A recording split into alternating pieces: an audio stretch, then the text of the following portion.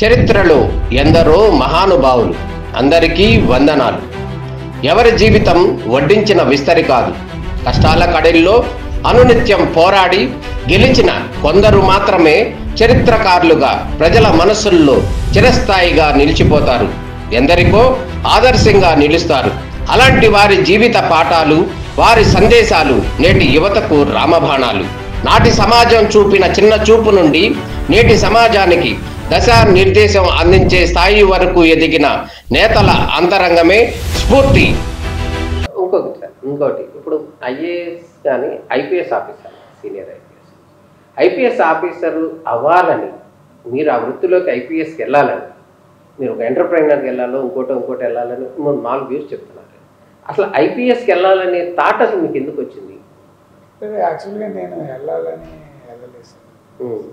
Accident service సింపుల్గా నేను ఇక్కడ ఆంధ్ర యూనివర్సిటీ ఇంజనీరింగ్ కాలేజ్లో చదివాను సార్.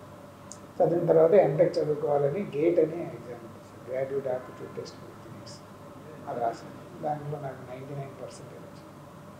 దాని బేసిస్ మీద ఐఐటి ఢిల్లీలో కంప్యూటర్ సైన్స్ జాయిన్ అయ్యాను సార్. ఐఐటి ఢిల్లీ అక్కడ ఐఐటి ఢిల్లీలో పీజీ హాస్టల్లో ఉండేవాడు. ఫస్ట్ ఇయర్ నేను ఎక్కడ ఏమి సర్వీసులు దాని ఏం చేయలేదు. ఒకసారి ఏమైందంటే మా రూమ్ పక్కన అంతర్ క్యాంటీన్ ఉండేవాడు, వాడికి 2 ర్యాంక్ వచ్చింది సార్, సెకండ్ ర్యాంక్. వాడు సిఎస్ఆర్ మ్యాగజైన్ ఉంటుంది సార్, సిఎస్ఆర్ మ్యాగజైన్ ఒకటి నా రూమ్కి వచ్చేసాడు సార్. ఇంటి పక్కన రూమ్ పక్కన వాడు ఎక్కడికి పోయాడు కావాలి, మీరు ఎవరు ఎందుకు అది, వాడి తాళం వేస్తుంది సార్. నేనేమో తాళం తీసుకొని రూమ్ తెలుసుకొని చదువుకుంటున్నాను. వాడు వచ్చి ఎందుకు సార్ నేను సిఎస్ఆర్ మ్యాగజైన్ అంటే, నేను చదివేవాడిని. విజయవాడ నుంచి తమిళనాడు ఎక్స్ప్రెస్లో వెళ్ళేవాడిని సార్ ఢిల్లీకి. 24 గంటలు పట్టేది. సో ఆ 24 గంటలు ఏం చేస్తాం, ఆ 7వ ప్లాట్ఫామ్లో 4-5 మ్యాగజైన్లు తీసుకుని అవన్నీ చదువుకుంటూ వెళ్ళాడు సార్, ఏ టు జెడ్. అందులో ఇదో మ్యాగజైన్ ఇండియా టుడే ఒకటి, అట్లాంటివి చదివాడు. సో అరే ఓహో ఇట్లానే అనమాట, మీరు పట్టేస్తారు, వీడికి వచ్చేసిందా అని వాడు నా దగ్గర లెక్కలు నేర్చుకునేవాడు సార్. అరే వీడికి ఇంత ఈజీగా సునాయాసంగా వచ్చింది, అంత పెద్ద కష్టపడినట్టు చెట్టుగా అటు ఇటు తిరుగుతూ ఉండేవాడు, అట్లయితే మనం కూడా రాస్తే మనకు వస్తుంది కదా అని రాశాను సార్. చెప్పాలి రాశాను. నాకు 119వ ర్యాంక్ వచ్చింది సార్. 119వ ర్యాంక్ ఆ రోజుల్లో ఏంటంటే ఐపీఎస్ వచ్చింది సార్. అంటే రిజర్వేషన్స్ మూలంగా అంటే ఒక 140 దాకా ఐఏఎస్ పోస్టులు ఉండేవి, కానీ మన రిజర్వేషన్స్ ఉంటాయి కదా, అందువల్ల నాకు రాలేదు. ఓపెన్ మెరిట్, అందుకని నాకు ఐపీఎస్లో వచ్చింది. ఐపీఎస్లో నేను ఆంధ్రప్రదేశ్ వాళ్ళలో టాప్. సో అందుకని ఆంధ్ర క్యాడర్ వచ్చింది దాంట్లో. ఓకే, ఈ 30 years అబవ్ సర్వీస్లో మీకు ఎటువంటి సవాళ్ళు ఎదుర్కొన్నారు? అదేవిధంగా మీకు ఎటువంటి సంతృప్తి ఇచ్చిందని అనుకోవచ్చు? అంటే ఇప్పుడు సవాళ్ళు ఎదుర్కోవడం చాలా అంటే వృత్తిపరంగా మీరు ఐపీఎస్లో చాలా సవాళ్ళు ఉంటాయి నిజంగా. ఐపీఎస్ కంటే ఐపీఎస్కి ఎక్కువ ఉంటాయి. అని కాదు సార్, ఏ వృత్తిలో అయినా కానీ సవాళ్ళు ఓకే, చాలా సవాళ్ళు ఎదుర్కొన్నాను. చాలా సంతోషంగా కూడా వాటి పరిష్కారాలు కూడా కనుక్కున్నాం. ఎట్లా? ఎందుకంటే ఇప్పుడు మనం ఈ సందర్భంలో మనం ఎక్కువ టైం గడవలేదు కాబట్టి చిన్న ఇప్పుడు రిలవెంట్ ఒక చిన్న సవాల్ని నేను స్వీకరించి దానికి సమాధానం ఎలా కనుక్కున్నానని మీకు చెప్తాను సార్. ఈ పోస్ట్లో director general fire service post నేను ఇక్కడికి వచ్చాను సార్. నేను ముఖ్యమంత్రి ఆఫీస్లో పనిచేస్తాను, ఏమైంది చిన్న పోస్ట్ నాకు ఇచ్చారు అది ఇదని ఫస్ట్. దాని తర్వాత ఇక్కడికి వచ్చిన తర్వాత మనం మీరు చెప్పినట్టు సవాళ్ళు ఏమున్నాయి, వాటి పరిష్కారాలు ఎలా కనుక్కోవాలి అనే దాని మీద మీరు దృష్టి సాధించారు. మా వాడిని అడిగాను, ఇప్పటిదాకా మీకు చేతగానే అంటే మంచి టఫ్ ప్రాబ్లం ఏంటి అని మీరు ఫేస్ చేసిందని. వాళ్ళు ఇమీడియట్గా ఏం చెప్పారంటే కోల్డ్ స్టోరేజ్ ఫైర్ సార్. అసలు కోల్డ్ స్టోరేజ్ ఫైర్ ఏంటి అంటే, మన దగ్గర 326 కోల్డ్ స్టోరేజ్ ఉంది సార్. ఇప్పుడు గుంటూరు జిల్లాలోనే ఈ ప్రాంతంలోనే పెద్ద క్లస్టర్ సార్, 150 కోల్డ్ స్టోరేజ్ ఉన్నాయి సార్. అంత పెద్ద వ్యవహారం. ఈ కోల్డ్ స్టోరేజ్ వ్యవహారం ఏంటంటే పాత ట్రెడిషనల్ టెక్నాలజీ ఏంటంటే పెద్ద దగ్గర స్ప్రింక్లర్స్, వాటర్ స్ప్రింక్లర్స్ పెట్టాలని, ఆ కోల్డ్ స్టోరేజ్ పైన ఒక పెద్ద వాటర్ ట్యాంక్ ఉండాలి, దాని చుట్టూ ఫైర్ ఇంజిన్ తిరగాలి. సేమ్ అదే వరల్డ్ ఒకటే టైప్ టెక్నాలజీ. అది పెట్టుకున్నా పెట్టుకోకపోయినా కోల్డ్ స్టోరేజ్ దగ్గర పొరపాటు ఫైర్ జరిగింది అంటే ఎలా ఉంటుందో తెలుసు సార్. మన ఫైర్ ఇంజిన్ పోయి 10 రోజులు ఫైటింగ్ చేస్తుంది సార్. దాంట్లో ఉన్న మిరపకాయలు మొత్తం వస్తువులన్నీ కాలిపోయి బూడిదెళ్తాయి. దాని తర్వాత ఇన్ని రోజులు ఫైర్ జరిగి దాని లోపల ఉన్న ఐరన్ కూడా కరిగి ఆ స్ట్రక్చర్ కూలిపోతుంది సార్. దాంట్లో నీళ్లు కొట్టేసి మేము ఫైర్ కంట్రోల్ చేసామని మా వాళ్ళు వచ్చేవారు సార్. మన ఆంధ్రప్రదేశ్లోనే కాదు, ఆల్ ఓవర్ ఇండియా ఎక్కడ ఫైర్ యాక్సిడెంట్ జరిగినా ఏది కోల్డ్ స్టోరేజెస్లో ఇదే రిజల్ట్స్. సో మరి అది అన్సాల్వ్డ్ ప్రాబ్లం కదా, ఇప్పటిదాకా దానికి సొల్యూషన్ ఆ సమస్య. సో నేనేమనుకున్నానంటే దీనికి మనం ఖచ్చితంగా సొల్యూషన్ అనుకోవాలని. సో అదొక ప్రశ్న మనం పెట్టుకొని తిరుగుతుంటూ ఓఎన్జీసీకి వెళ్ళాను సార్. ఓఎన్జీసీలో ఏంటంటే మీకు తెలుసు కదా, పాసర్లపూడి ఫైర్ అని చెప్పేసి 68 రోజులు ఫైర్ నడుస్తూ ఉంటాయి. భూగర్భంలో విపరీతమైన ప్రెషర్స్, ఆ హైడ్రోకార్బన్స్ బయటకు వస్తుంటాయి. ఆ ఫైర్ని ఫైట్ చేసి విదేశాల సాంకేతిక సహాయంతో మనం కంట్రోల్ చేసినటువంటి సందర్భాలు ఆ ఫైర్ టీమ్స్ ఉన్నాయి కదా సార్, వాళ్ళతో నేను కూర్చొని సమాధానం చేశాను. అరే మాకు ఈ ప్రాబ్లం ఉంది, మీరు ఎట్లా సాల్వ్ చేస్తారు అది అంటే మేము ఎప్పుడు దాని గురించి ఆలోచించట్లేదు సార్. మా దగ్గర కొన్ని టూల్స్ ఉన్నాయి, మనం ఎక్స్పెరిమెంట్ చేద్దాం, మీరు కోల్డ్ స్టోరేజ్ ఒకటి తీసుకుంటే మనం చేద్దాం. సో మేము ఏం చేశాను, ఒక కొత్తగా కట్టిన కోల్డ్ స్టోరేజ్ వాళ్ళకి నేను పర్మిషన్ ఇవ్వాలి, వాళ్ళు నా దగ్గరికి వచ్చాను. అబ్బాయి నేను ఎక్స్పెరిమెంట్ చేయకుండా నీకు కొన్నాను. సరే ఎక్స్పెరిమెంట్ చేశాను. గుంటూరు కొత్త కోల్డ్ స్టోరేజ్లో మేము ఎక్స్పెరిమెంట్ చేసాం. వాడికి భయం, ఎందుకంటే తగిలి పెడితే మొత్తం కూలిపోతున్నాయి, అది భయం.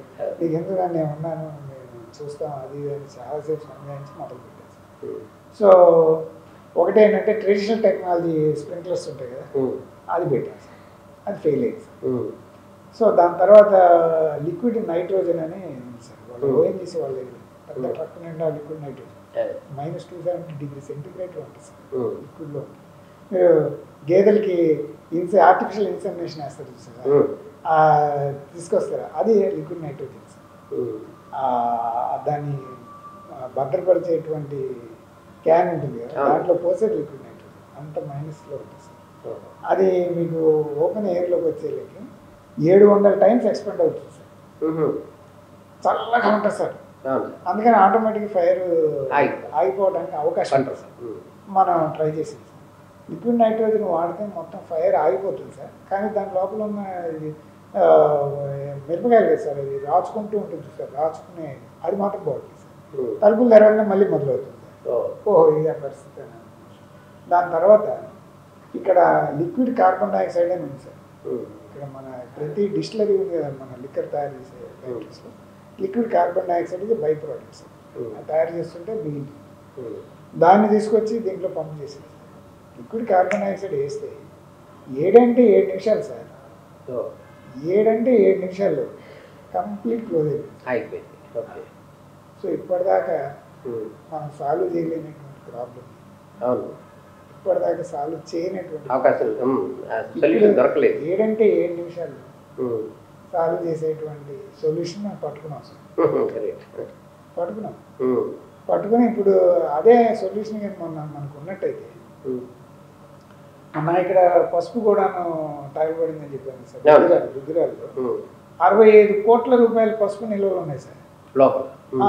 అది ఫైర్ అంటుంది సార్. దాంట్లో 10 ఫైరింగ్ అని 15 రోజులు ఫైటింగ్ చేసినా కానీ ఆగలేదు సార్. అది మొత్తం బుక్ అయిపోయి స్ట్రక్చర్ కొలాప్స్ అయిపోయి ఏమీ మిగలేదు సార్. అది జరిగింది. అదే కానీ మన లిక్విడ్ కార్బన్ డైఆక్సైడ్ ట్యాంకర్ కానీ ఉన్నట్టయితే అక్కడికి పోవడమే తరువే సార్. 7 నిమిషాలు ఆగిపోయాయి సార్. ఎంత ప్రాపర్టీ మనకు సేవ్ అయ్యేది. సో అది దాని యొక్క పవర్ సార్. నేను ఎక్స్పెరిమెంట్ చేసి కనుక్కొని నేను నోటిఫై కూడా చేశాను సార్. Okay sir. కానీ దాన్ని ఇంప్లిమెంటేషన్ చేయలేదు సార్. నన్ను ట్రాన్స్ఫర్ చేసి ఏ ఉద్యోగం లేకుండా ఉంటే నేను అదే చెప్పా కదా, శంకరగిరి మాన్యాలు తిరుగుతూ అక్కడ ఏంటంటే ట్రైబల్ ఏరియాస్లో పడుకుని అసలు మీరు ఎందుకు గాంజా చేస్తున్నారు పండిస్తున్నారని కనుక్కొని దానికి ప్రత్యామ్నాయాలు ఏమైనా ఉన్నాయని మహారాష్ట్రలో తిరిగి అక్కడ అభ్యుదయ రైతులను కలిసి చాలా పాఠాలు నేర్చుకుని ఇక్కడ కూర్చోన్నాను sir. So I'm richer by that experience. కాబట్టి బట్ పాయింట్ ఏంటంటే ఈ సొల్యూషన్ ఇప్పుడు నేను ఇంప్లిమెంట్ చేస్తున్నాను. ఇప్పుడు అంటే రెండోసారి రావడం అనేది ఎవరికి సాధ్యం కాదు ఈ డిపార్ట్మెంట్. మళ్ళీ నేను రాలేదు సార్. అదే మీ అవసరం చేసిన మంచి పనులకి సర్వీస్ నేను చేసిన మంచి పనులకి ఇక్కడ ఉన్న కోల్డ్ స్టోరేజ్ అసోసియేషన్స్ కానీ, లేకపోతే ఇండియన్ మెడికల్ అసోసియేషన్ కానీ, లేకపోతే స్కూల్స్ ప్రైవేట్ స్కూల్స్ అసోసియేషన్స్ కానీ, దాని తర్వాత లేకపోతే సిఏఏ ఉంది కదా sir, confederation of Indian industry వాళ్ళు కానీ, వాళ్ళందరూ ఏంటంటే అరే ఇతను చేసే పనిలో మాకు మెరిట్, మేము చాలా డబ్బు సేవ్ చేయగలుగుతాం, సో ఇది మంచిది ఇతను కాబట్టి చేయగలరు అనే ఉద్దేశంతో వాళ్ళు అలా అలా చెప్పుకుంటారే. లేడీస్ గారికి చెప్పారు అదే బుడమేరులో మేము 4 ఇల్లులు కడిగితే లేడీస్ పోయి సీఎం గారికి ఎలా చెప్పారు, వీళ్ళు కూడా అలా చెప్పారు. ఆ విధంగా నేను ఇక్కడికి వచ్చాను. ఏ విధంగా స్ట్రగుల్ అయ్యి ఈ స్టేజ్ వరకు వచ్చారని అనుకుంటే ఎట్లా చెప్తారు? స్ట్రగుల్ అనేది అందరికీ ఉంటుంది. స్ట్రగుల్ లేకుండా యాక్చువల్గా ఆణిముత్యం తయారు చేస్తారు. ఎన్ని దెబ్బలు ఎక్కువ పడితే అప్పుడు అంత మంచిగా తయారవుతుంది సార్. నేను చెప్తాను కదా, life is like that, it's good. అందుకని ఏంటంటే ఎక్సర్సైజ్ ఎక్కువ చేసాం, మజిల్ పెరుగుతుంది. అలానే దెబ్బలు ఎక్కువ తగిలేదు, మీ మైండ్ కూడా మెచ్యూర్ అవుతుంది, మంచిగా తయారవుతుంది. అంటే ఏ కష్టాన్ని సుఖాన్ని మంచిగా ఎదుర్కొనేటువంటి సామర్థ్యం మీకు పెరుగుతుంది. అందుకని మీరు గమనించారంటే చంద్రబాబు నాయుడు గారు, రాజశేఖర రెడ్డి గారి గురించి మీకు చెప్పేటప్పుడు నేను అన్నాను, మన ఆధునిక ఆంధ్ర నిర్మాతలుగా నేను అభివర్ణించాను. ఎందుకు అంటే వీళ్ళిద్దరు కూడా చాలా సాధారణమైన అతి సాధారణమైన రైతు కుటుంబాల నుంచి ఎదిగి ఇంత దూరం వచ్చేస్తారు. ఆల్మోస్ట్ శక్తి మీద వాళ్ళకి ఎవరు 4 fathers ఎవరు వాళ్ళ ఆ ఫ్యామిలీలో కానీ ఈ ఫ్యామిలీలో కానీ రాజకీయ నాయకులు ఎవరు లేరు. వాళ్ళు సొంతగా చాలా పూర్ ప్లేస్లో పుట్టుకొని అలా పెద్దోళ్ళు అయ్యారు సార్, ఎదిగారు. స్వశక్తి మీద ముందుకు వచ్చారు, ఎన్నో దెబ్బలు తిన్నారు, ఆటుపోట్లు పడ్డారు. అందుకని వాళ్ళు చాలా మెచ్యూర్ గుడ్ నాయకులుగా మనకు ఈరోజు కనబడుతున్నారు అనమాట. వాళ్ళ నాయకత్వాన్ని మనం ఆయన చనిపోయినా కానీ రాజశేఖర రెడ్డి ఈరోజు మనం మర్చిపోలేదు, అదే కారణం. అలానే ఏంటంటే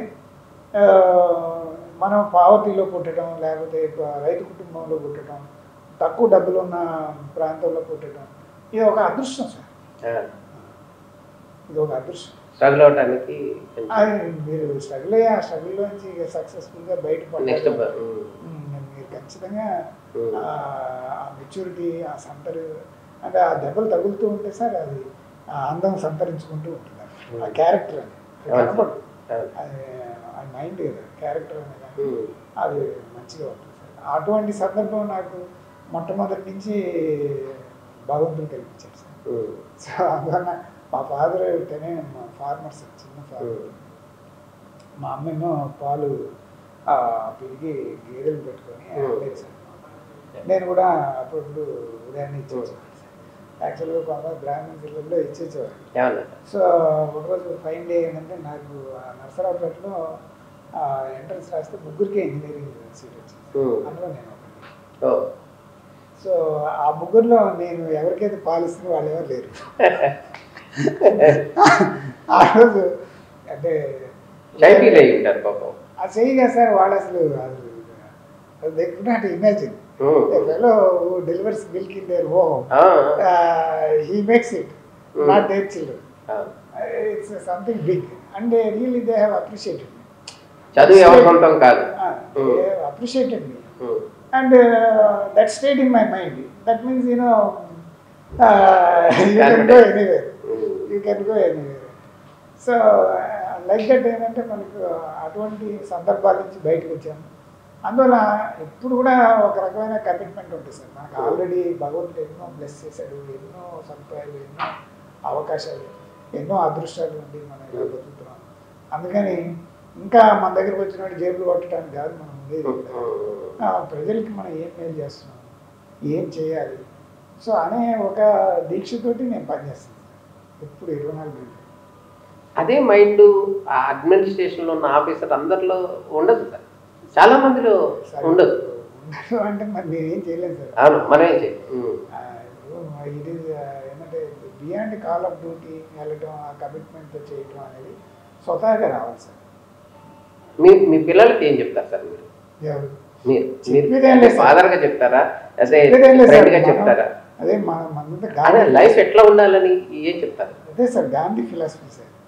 నువ్వు చెప్పేదేం లేదు సార్, నువ్వు ఆచరించి చూడు, వాడు నీ నుంచి నేర్చుకుంటాడు. నువ్వు కథ చెప్తే మాత్రం వినడు సార్, నీ కథలో అన్ని డొల్లలు ఆడికి తెలుసుకుందే. సో అందువల్ల నేను చెప్పేది ఏం లేదు సార్, చేసి చూపించడం. ప్రత్యేకంగా ఏంటంటే నా జీవన శైలిని చూసి వాళ్ళు కూడా they have become better and better and better in terms of. అంటే నేను ఎక్కువ పుస్తకాలు తిన్నాను, ఖాళీ ఉంటే పుస్తకాలు చదువుతాను. టీవీ చూడటం మానేసారు.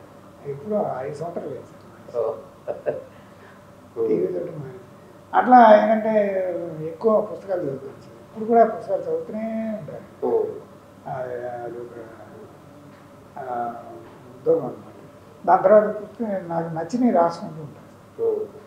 దాని తర్వాత మనం ఎక్సర్సైజ్ చేస్తాం, ఎక్స్పెరిమెంట్లు చేస్తుంటారు ప్రతి దగ్గర. అడ్మినిస్ట్రేషన్లో ఎక్స్పెరిమెంట్లు చేస్తాను, నా మీద నేనే ఎక్స్పెరిమెంట్ చేస్తాను. నేను ఫాస్టింగ్ ఎక్స్పెరిమెంట్ అన్నాను, భోజనం ఎక్స్పెరిమెంట్లు చేస్తుంటాను. ప్రతిసారి ఏదో ఒకటి మార్చుతూనే ఉంటాను సార్, ఏదో ఒకటి దాని ఎఫెక్ట్ ఏంటి అదేంటి ఇదేంటి. యాక్చువల్గా 10-15 సంవత్సరాల పాటు నేను బీపీ ట్యాబ్లెట్స్ వాడాను సార్.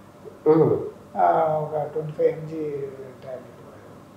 ఈ మధ్య 2 నెలల నుంచి నేను బీపీ ట్యాబ్లెట్ మానేసి ఇప్పుడు ఎక్స్పెరిమెంట్ చేస్తాను. ఉదయం 2 సార్లు, సాయంత్రం ఒకసారి. అసలు మన బీపీ ఎలా ఉంది? బీపీ తగ్గిపోయింది సార్, తగ్గిపోయింది, నార్మల్ అయిపోయింది. అది మీ ఫుడ్ హ్యాబిట్స్ బట్టి ఏమో సార్. మరి ముందు ఖచ్చితంగా వేసుకునేవాడిని, ఎక్సర్సైజ్ చేసి. మీ డాక్టర్ ఆశ్చర్యపోయి ఉంటాడు సార్.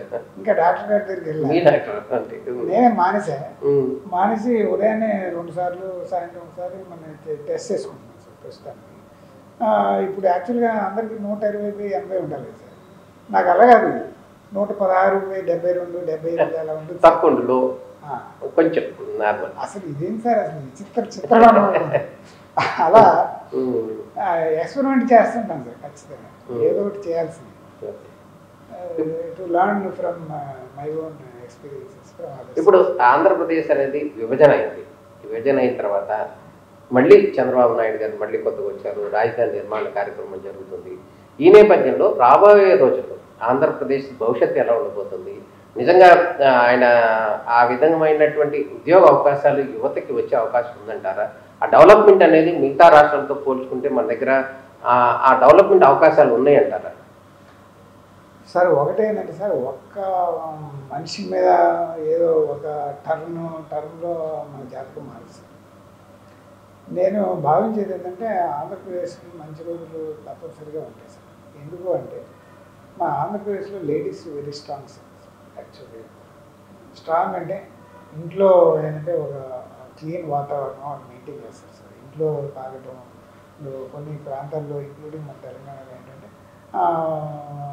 తండ్రి కొడుకు కూర్చొని సారదు అలవాటు లేవు మన దగ్గర దమ్ము లేదు, అక్కడ ఉన్నాయి, మన దగ్గర పక్క రాష్ట్రాల్లో ఉంటాయి, అన్ని దగ్గరలో ఉంటాయి, చాలా దగ్గర అమెరికాలో కూడా ఉన్నాయి. కానీ ఆంధ్రప్రదేశ్లో మన లేడీస్ ఎంత స్ట్రాంగ్ అంటే ఇంట్లో మాత్రం తాగడానికి లేదు. నువ్వు తాగితే బయట తాగాలి, నువ్వు ఇంట్లో బాటిల్ తిప్పడం అనేది కొద్దిగా రెస్ట్రిక్షన్.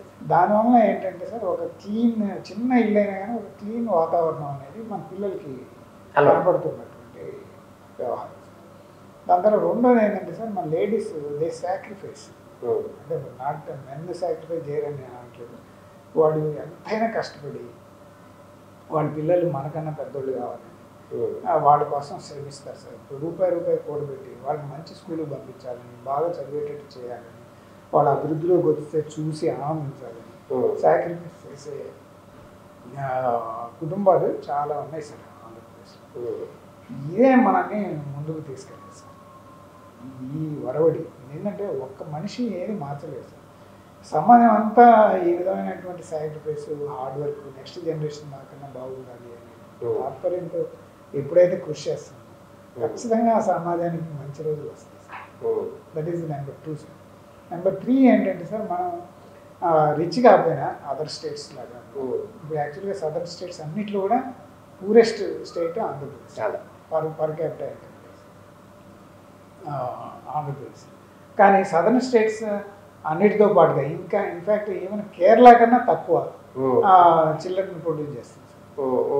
1.6 రీప్లేస్మెంట్ అయితే 2.1 ఉండాలి. యాక్చువల్గా మన జనాభా నెమ్మదిగా తగ్గిపోతుంది సార్.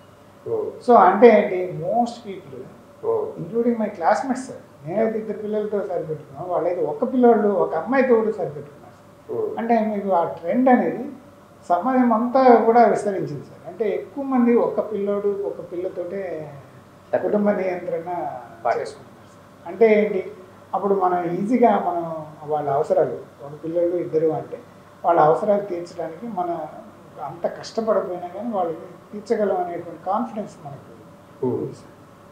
దాని తర్వాత 4వది ఏంటంటే సార్, మన ఆంధ్రప్రదేశ్కి విస్తారంగా నదులు ఉన్నాయి, తీర ప్రాంతం ఉంది.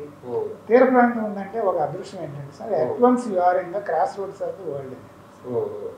వరల్డ్ ఎకనామిక్ కరెంట్స్ ఉంటాయి సార్, రాస్తాలు ఉంటాయి, హైవేల్లో ఉన్నట్టు లెక్క సార్. ఎందుకంటే సముద్రం పక్కన ఉంటాయి, ప్రపంచ దేశాలన్నిటికీ మీరు ఎక్స్పోర్ట్ చేస్తారు. మీరు కృష్ణపట్నంలో కంపెనీ పెట్టారు సార్, మీరు కృష్ణపట్నంలో తయారు చేసి ఆ కంపెనీలో తయారు చేసిన వస్తువులు ఢిల్లీలో అమ్మాలి అంటే ఎంత కష్టపడి ఎంత దూరం తీసుకెళ్ళదు.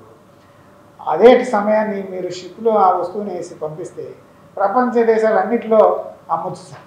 అంటే మీరు కృష్ణపట్నంలో ఉన్నారు అంటే ఏంటనుకున్నారు, మీరు ఏదో ఆంధ్రప్రదేశ్లో మూలన ఉన్నారని అనుకోవద్దు. మొత్తం ప్రపంచంలో ఉన్న దేశాలన్నిటికీ అందుబాటులో మీ పరిశ్రమ ఉందని మీరు భావించాలి. భావించడం కాదు, నిజం, అవకాశాలు ఉన్నాయి, అది నిజం సార్. అందువల్ల ఏంటంటే తీర ప్రాంతంలో మన పోర్ట్స్ డెవలప్ చేసుకొని దానికి తగినటువంటి లాజిస్టిక్స్ అరేంజ్మెంట్స్ చేసుకుంటూ మన పిల్లల్ని ప్రత్యేకంగా బాగా చదివించుకుంటూ ఆ అవకాశాలను అందిపుచ్చుకునేటట్టుగా మనం ఏంటంటే ఈ గవర్నమెంట్ ఉద్యోగస్తుల యొక్క ఫ్యాసినేషన్ అనేది తగ్గించేసేయాలి సార్. ఈ గవర్నమెంట్ ఉద్యోగస్తులు ఏమి ప్రొడ్యూస్ చేయరు సార్, అంతే కదా సార్. ఇప్పుడు అవతలోడు ట్యాక్స్ కడితే వీడు తినేది తప్పితే, వాడికి అడ్డం పెట్టేవాడే తప్పితే వీడు పెద్ద సాధించి సంపాదించి ప్రపంచానికి ఉపయోగపడేది లేదు సార్. సో అందువల్ల మన సమాజంలో ఉన్నటువంటి గవర్నమెంట్ ఉద్యోగులు ఫ్యాసినేషన్ తగ్గించాలి సార్. తగ్గించి వాళ్ళని ప్రయోజకులుగా మార్చేటువంటి డైరెక్షన్స్ అనేది ఎంటర్ప్రిన్యూర్షిప్ అనేది లక్కీగా గుజరాత్ తర్వాత ఆంధ్రప్రదేశ్లో డిఎన్ఏలో ఉంది సార్. ఆంధ్రప్రదేశ్ ప్రజలు పీపుల్ మంచి ఎంటర్ప్రిన్యూర్స్ అయ్యారు సార్. ఇంకా ఎంతోమంది అవకాశాలు పుష్కలంగా ఉన్నాయి సార్ ఈ ఆంధ్రప్రదేశ్ ప్రజల్లో. సో ఎప్పుడు కూడా కోస్టల్ ఏరియాలో వాళ్ళు ఎప్పుడు కొద్దిగా డైనమిక్గా ఉంటారు సార్. ఆ డైనమో అనేది మనలో ఇంకా బతుకుంది సార్. ఆ వేడి, ఆ ఉత్సాహం, ఆ జిజ్ఞాస అదంతా పుష్కలంగా మన ఆంధ్రప్రదేశ్ ప్రజల్లో ఉంది సార్. సో దాన్ని మనం ఏంటంటే ఏ ప్రభుత్వం అయినా సరే తగ్గట్టు చంద్రబాబు గారు కూడా ప్రయత్నాలు చేయాలి సార్. సో మనకేంటంటే ఇది ఒక ప్రాబ్లం వచ్చింది సార్ మనకి. ఇప్పుడు గుజరాత్ ఉందనుకోండి, అక్కడికి పోతే sir culture is 100% in favour of entrepreneurship sir. Business వాడికి ఎటువంటి ప్రాబ్లమ్స్ క్రియేట్ చేయకుండా అక్కడ అన్ని గవర్నమెంట్లో అన్ని వ్యవస్థలు నడుచుకుంటాయి సార్. అదే అన్ని వ్యవస్థలు ఏ మాత్రం ఎవడన్నా నెగిటివ్ యాటిట్యూడ్ అంటే వాడి శంకర్కి మానేలు పట్టించేస్తారు. అటువంటిది కల్చర్ వాళ్ళు ఏర్పాటు చేసుకున్నారు సార్. అందుకని దేశ విదేశాల్లో అనేక ప్రాంతాల్లో వాళ్ళు బిజినెస్లో సెటిల్ అయి ఉన్నారు సార్. నేను అమెరికాకి వెళ్తే అమెరికాలో పటేల్స్ అనేవాళ్ళు వచ్చి ఒకటి ఫస్ట్ ఒక చిన్న మోటల్ సార్, అంటే మన హైవే పక్కన ఒక చిన్న హోటల్ పెట్టుకుని అది కొనుక్కున్నాడు సార్. దాన్ని బాగా నడపడం మొదలుపెట్టాడు సార్. అది సక్సెస్ అయింది సార్. అంతే ఇప్పుడు అమెరికాలో ఉన్నటువంటి 70% మోటల్స్ ఎవరు మేనేజ్ చేస్తున్నారు? Gujaratis. They are all owned and managed by Gujaratis. ఈ అమెరికాలో ఎప్పుడైనా హైవే పక్కన ఎక్కడైనా పడుకోవాలి అంటే, లేకపోతే భోజనం చేయాలి, టీ తాగాలంటే ఎక్కడికి పోవాలి? పటేల్స్. అది పరిస్థితి. అట్లా వాళ్ళు ఎంటర్ప్రినర్షిప్ని పుణికిపుచ్చుకోవడం కాకుండా వాళ్ళ వాళ్ళకి హెల్ప్ చేసుకుంటూ వెల్త్ క్రియేట్ చేసుకుంటూ వెళ్ళిపోతున్నారు సార్. ఇప్పుడు ఆఫ్రికాలో కూడా సగం దేశాల్లో డామినెంట్ కమ్యూనిటీ ఎవరు? గుజరాతీస్. సో అట్లా ఇప్పుడు గుజరాతీస్ భారతదేశంలో కూడా పెద్ద పెద్ద ఎంటర్ప్రినర్స్, అదాని, అంబానీ వీళ్ళందరూ కూడా గుజరాతీస్. అని ఆంధ్ర వాళ్ళు కూడా అటువంటి క్షమత, కేపబిలిటీ అవన్నీ ఉన్నాయి సార్. కానీ మన రాజకీయం వాళ్ళ కల్చరు, వాళ్ళ అడ్మినిస్ట్రేషన్, వాళ్ళ రాజకీయం 100% బిజినెస్ మ్యాన్కి సపోర్టివ్గా ఉంటుంది సార్. మన దగ్గర లేదు సార్. మన దగ్గర కొద్దిసేపు సపోర్ట్ ఉంటుంది సార్, కొద్దిసేపు ఎగ్జాక్ట్గా ఆపోజిట్ ఉంటుంది. ఎగ్జాక్ట్గా ఆపోజిట్ ఉంటుంది. ఆ పరిస్థితిని మనం మార్చుకోవాలి సార్ కంపల్సరీగా. మనం అవుట్ అండ్ అవుట్ ఎంటర్ప్రినర్షిప్ని ప్రమోట్ చేసుకుంటూ మన పిల్లలకి అనేక రకాలైనటువంటి ఆలోచనలు వెలికి తీస్తూ వాళ్ళకి అవకాశాలు కల్పిస్తుంది సార్. మనకు ఆకాశమే హద్దు సార్, మనకు ఆకాశమే హద్దు సార్. అసలు ఈ భూమిలో ఏదో వనరులు ఉన్నాయి, లేకపోతే ఖనిజాలు ఉన్నాయి, ఇవన్నీ వేస్ట్ సార్. ఖనిజాలు లేవు, వనరులు లేవు, మనకి ఏం లేవు సార్. కృష్ణా గోదావరి తప్ప అప్పుడప్పుడు వరదలు, ఆ సముద్రం ఉపయోగించుకోవాలంటే సముద్రం ఉప్పు నీళ్ళు, ఇదే సార్ మనకి. కానీ ఆ వనరులు కాదు సార్ మనకు కావాలి. అసలు వనరులు అవి కాదు సార్. అసలు వనరులు మన మేధస్సు, మన దగ్గర ఉన్న ప్రజల యొక్క కష్టపడేటటువంటి గుణం సార్. దాన్ని మనం ఛానలైజ్ చేసుకుంటే మనకి ఏంటంటే సార్, ఈ ప్రపంచంలో డబ్బుకి కొదవలేదు సార్. ఎక్కడ మంచి ఆపర్చునిటీస్ వస్తే అక్కడికి పదిగెత్తుకుంటూ వచ్చి ఇన్వెస్ట్ చేయడానికి ప్రపంచం అంతా సిద్ధంగా ఉంది. ఎక్కడ అని చూస్తున్నారు సార్. కానీ ఆ డబ్బుని తీసుకొచ్చే క్షమత, కేపబిలిటీ మన ఎంటర్ప్రినర్స్కి ఉంది సార్. ఇప్పుడు మనం అంతా హైదరాబాద్ బిల్డ్ చేస్తున్నాం, బెంగళూరు బిల్డ్ చేస్తున్నాం సార్, చెన్నై కూడా సగం బిల్డ్ చేసాం సార్, నేను చెప్తున్నా. కానీ మరి ఇప్పుడు మన ప్రాంతాన్ని బిల్డ్ చేసుకుంటానికి ఏంటంటే మన పాలక వర్గాలు ఎలా పనిచేయాలి అంటే వీళ్ళకి అనువుగా పాలసీలు తయారు చేయడం కాకుండా, ప్రోద్బలం ఇవ్వడమే కాకుండా, బ్యూరోక్రసీని కూడా కంప్లీట్గా వాళ్ళకి సపోర్టుగా, అవుట్ అండ్ అవుట్ సపోర్ట్గా తయారు చేయాలి. అందుకే నేను ఇక్కడ కూర్చున్నా కానీ చిన్న డిపార్ట్మెంట్ సార్. ఈ ఎక్కడైతే ఈ ప్రాబ్లమ్స్ ఉన్నాయో అవన్నీ తీసుకొని టక మార్పులు చేర్పులు చేసుకుంటూ అదిగో ఆ ఎంటర్ప్రినర్కి వాడు అనేక రకాల ఆ తలుపు తట్టి ఈ తలుపు తట్టి గవర్నమెంట్ ఆఫీసుల చుట్టూ తిరగకుండా వాడు ఈ should go to customer sir. ఈ షుడ్ విన్ హిస్ ట్రస్ట్. ప్రపంచ మార్కెట్లో విజేతగా నిలబడాలి సార్. వాడికి మనం వెనుగనుగా ప్రోత్సాహం ఇవ్వాలి. అది నా యొక్క ఉద్దేశం సార్. నేను ఎక్కడ కూర్చున్నా కానీ ఎంటర్ప్రినర్ని మనం బతికించాలి, వాడిని డెవలప్ చేయాలి. వాడు డెవలప్ చేస్తే మన రాష్ట్రం బాగుపడుతుంది అనేటువంటిది నా యొక్క అంటే ప్రగాఢమైనటువంటి విశ్వాసం. మన ఆంధ్రప్రదేశ్ అంటే మన గురిదాటి చెప్పాడు కదా సార్, దేశం అంటే మట్టి కాదు, దేశం అంటే మనుషులే అన్నాడు కదా. మనుషులు అంటే మన ప్రజలే, వాళ్ళే ఎంటర్ప్రినర్స్ సార్. వాళ్ళ శక్తి మీద, వాళ్ళ కాళ్ళ మీద వాళ్ళు నిలబడి వెల్త్ క్రియేట్ చేసే కెపాసిటీ ఉన్నవాళ్ళు సార్. వాళ్ళకి గవర్నమెంట్ని అనేటువంటి అడ్డంకిలను తొలగించాలి సార్. ఇది ఆ అడ్డంకిలను తొలగించడమే కాకుండా సహాయకారిగా వెన్నుదట్టి తోసి ముందుకు నడిపించి ప్రపంచ మార్కెట్లో విజేతలుగా నిలబెట్టేటట్టు మనం ముందుకెళ్ళాలి సార్. అప్పుడు ఆంధ్రప్రదేశ్ తిరుగులేదు సార్.